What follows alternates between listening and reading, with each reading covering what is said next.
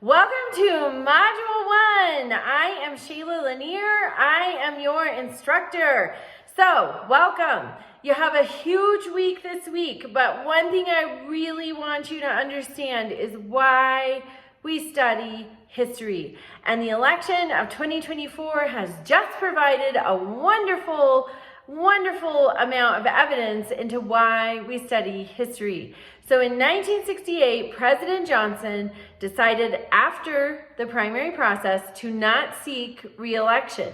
He threw his support behind his vice president, Hubert Humphrey. Unless you are related to him or from his hometown, you probably have no idea who he is because he lost soundly to someone you've heard of, Richard Nixon.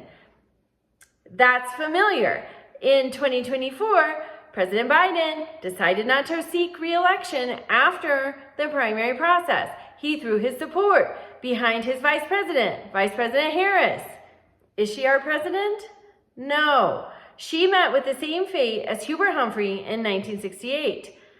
Donald Trump has 2 non-consecutive terms.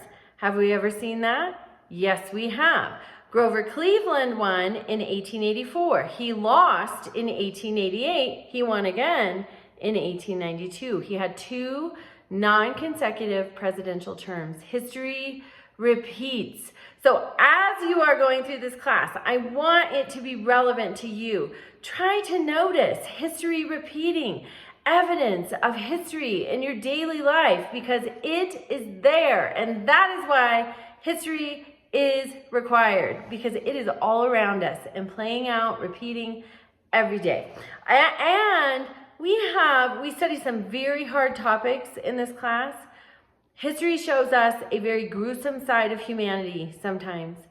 And so it's really important to understand what happened, how it happened, so that when we see characteristics of these things again, we can use our historical knowledge to implement a better today and lay the foundation for an even better tomorrow. That's why you're here in this class. Okay, you have a lot to do this week. So, in your discussion, you get to introduce yourself. That is my favorite part. I look forward to meeting you, knowing something about each of you, and that's just the best part of week 1, the discussion. But also, read the required resources, read the Module 1 guide, and you have a short paper with all assignments in this class. There is a link to the guidelines and rubric.